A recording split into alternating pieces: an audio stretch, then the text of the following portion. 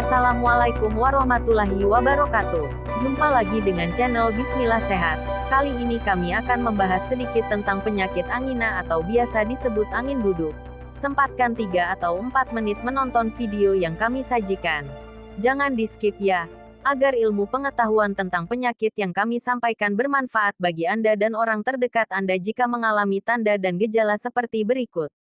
Angin duduk alias angina adalah penyakit yang terjadi karena ada gangguan pasokan oksigen dan aliran darah ke otot jantung.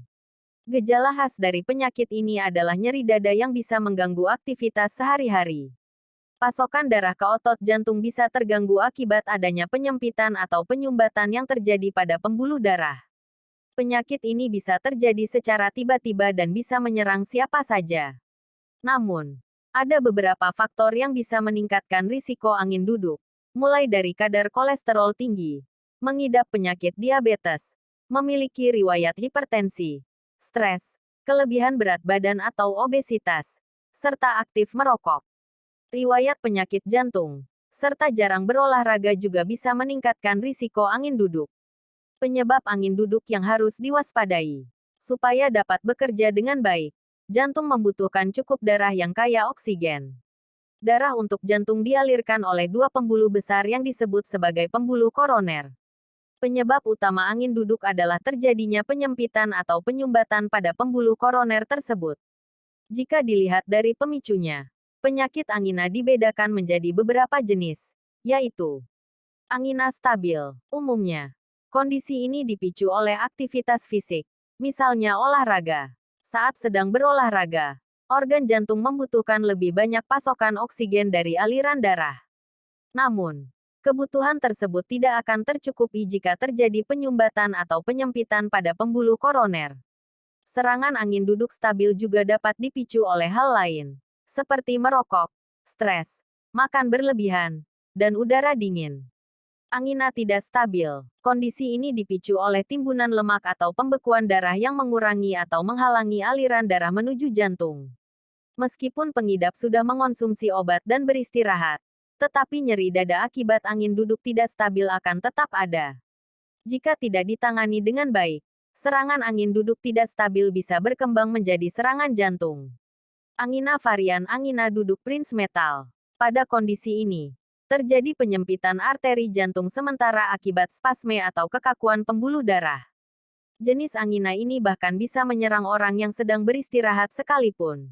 Hal ini dikarenakan angin duduk varian dapat terjadi kapan saja. Penyempitan sementara pada pembuluh darah menyebabkan pasokan oksigen dari aliran darah ke jantung menurun dan timbullah nyeri dada. Gejala pada angin duduk varian ini dapat diredakan dengan konsumsi obat-obatan. Gejala angin duduk. Pengidap angin duduk biasanya akan mengalami berbagai gejala, antara lain nyeri dada yang dapat menjalar ke lengan kiri, leher, rahang, dan punggung. Dada seperti terhimpit atau tertekan benda berat, sesak napas, tubuh terasa lelah, mual, pusing, gelisah, mengeluarkan keringat berlebihan, bahkan kadang penderita sampai pingsan. Untuk memastikan atau mendiagnosis angin duduk, selain melakukan pemeriksaan fisik dan menanyakan riwayat gejala yang dialami pengidap, ada beberapa pemeriksaan penunjang atau pemeriksaan lain yang umumnya akan dilakukan oleh dokter, seperti elektrokardiogram (EKG). Penggunaan EKG atau rekam jantung bertujuan untuk melihat apakah aliran darah pengidap mengalami gangguan atau penurunan. Ekokardiogram. Pemeriksaan ini dilakukan untuk menilai fungsi kontraksi otot jantung dan fungsi katup jantung yang dapat mengalami penurunan bila terjadi kerusakan otot jantung, akibat terganggunya aliran darah atau bagian jantung yang kurang mendapatkan aliran darah. Tes ketahanan jantung Exercise Tolerance Test. Tujuan utama dari pemeriksaan ini adalah mengukur daya tahan jantung saat melakukan aktivitas fisik sebelum timbul gejala angin duduk. Pengobatan dan penanganan angin duduk. Pengobatan angin duduk bertujuan untuk mengurangi keparahan gejalanya dan menurunkan risiko pengidap terkena serangan jantung yang dapat berakibat kematian. Jika gejala masih ringan atau menengah, meninggalkan kebiasaan buruk dan menjalani pola hidup sehat bisa dilakukan sebagai penanganan angin duduk. Umumnya, dokter akan memberikan prosedur tindakan atau beberapa resep obat untuk pengidap angin duduk, antara lain operasi angioplasti dengan pemasangan stent di pembuluh darah jantung. Prosedur ini merupakan prosedur utama dalam penanganan sumbatan pembuluh darah koroner. Prosedur ini bertujuan untuk memperlancar aliran darah dan memperlebar pembuluh darah dengan menggunakan balon kecil khusus yang ditiup. Kemudian pembuluh darah dipasang stent agar aliran darah tetap lancar di bagian pembuluh darah yang tersumbat tersebut.